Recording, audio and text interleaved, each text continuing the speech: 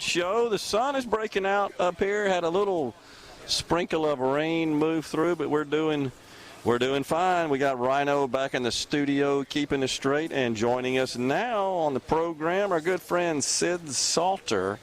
He is a political analyst, of course, and the Chief Communication Officer and Director of the Office of Public Affairs at Mississippi State University, just up the road. Sid, how are you today, sir? I'm well, Gerard. Pleasure to be here today. Good to see you. So this is quite an event. I'm just so impressed, and this is one of those things as I've been sharing with our other folks that have been on the air with us. You just don't know about it unless you go out in the woods and find out. But the people in this industry, it's a big deal, but it's a big deal to the state of Mississippi. Well, it certainly is. And when we talk about research and we talk about laboratory space, this is an important part of our laboratory space out here.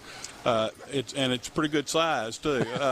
The thing that I think makes it important for us as a university and for the taxpayers we serve is, the top two cash crops in Mississippi are poultry and timber. Yep. And so keeping our timber and forest products industry, at a cutting edge in competition with other states, and of course there's for southern yellow pine that runs from the Carolinas back to Texas, and so we need to be competitive as a state.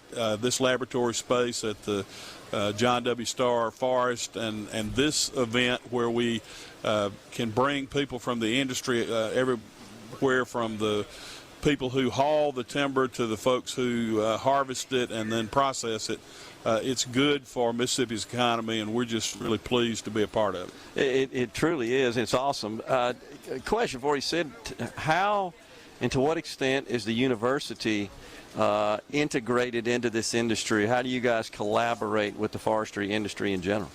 Well, I think majority of folks in the state are familiar with the College of Engineering or the College of Arts and Sciences, but we actually have a College of Forest Resources here at Mississippi State. So we're integrated into the college level and then the various departments under that. So we try to produce professional foresters who can go into the industry and help the companies that hire them be successful, but we also are able to go off in a lot of directions: the commercial direction, the conservation direction, other things that we can share. And so we're a destination university for those who want to get a degree in forestry. So that's the level that we're into it. And as a land grant university,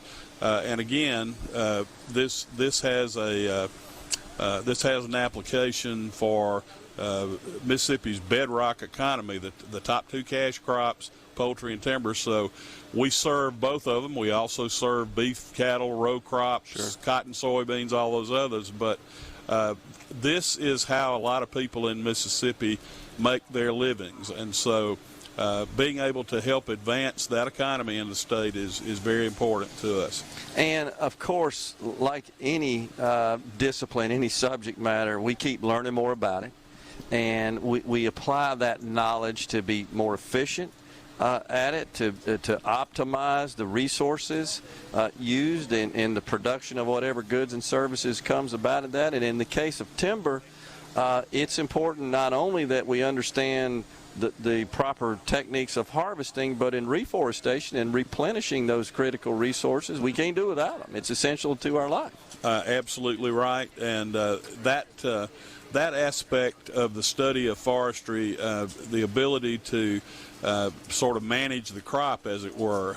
Southern yellow pine can be harvested a lot more frequently than can hardwood, and so trying to help our tree farmers establish balance, set up staggered harvests so that there's a steady flow of income into those operations, and then on the business side, helping them stay abreast of changes in tax law and all that. So there's a lot for us to do in forestry, and really proud of that part of the university. Yeah, and heard Dr. Keenum on the air with Paul this morning talking about that as well, and it's pretty clear he's pretty proficient on the subject matter, as he is on many as well. So just impressive to have the great university and industry working, and government working together, something that's so critical to our economy, but really to our world. Well, it certainly is, and we've seen as a result of supply chain interruptions, we've seen the severe fluctuation in the price of timber to the point of stopping construction for a time, and so those prices are coming back down now, and COVID seems to have reached into every nook and cranny of our lives, and forestry is one of them. So those market influences and the supply chain right now for building supplies is very tenuous, as it is in other fields. I ran into a student the other day. He was talking about buying a car he'd been saving for, and he can't find a car to buy because there's none on the lot in the town where he lives, and so a lot of unintended consequences, but we're getting there. The Westberger and all of his team in the Division of Agriculture, Forestry, and Veterinary Medicine, Westberger in the College of Forest Resources, all of these individuals are get dirty, down to earth administrators, and they're very comfortable coming out here into the field and the mud and working with these folks who earn their living in this industry, and we're just excited about the future of it. That's awesome to hear. It's so important for those in the academic community, I think, to get out into society and into out of that academic encasement and participate and engage. And the private sector and government as well, they appreciate that as well. I mean, these guys are doing a lot of research. They're on the forefront of anything new that comes around, and so when they're sort of commercializing that and transferring that knowledge, we all benefit from that. Well, we do, and one of the advantages that Mississippi State has, Dr. Keenum started out as an extension associate, and then, of course, as he pursued his PhD, began to climb that ladder. But as you well know, he went on to Washington as chief of staff for Senator Cochran, and in that role, he helped to write a couple of farm bills, and understanding the farm bill, how that money is appropriated, where it's appropriated, and the various entities where there are resources that can be brought back to benefit Mississippians. That was his background before going back to academia, and so I think we're a little ahead of the game from a lot of land grants, in that we've had our president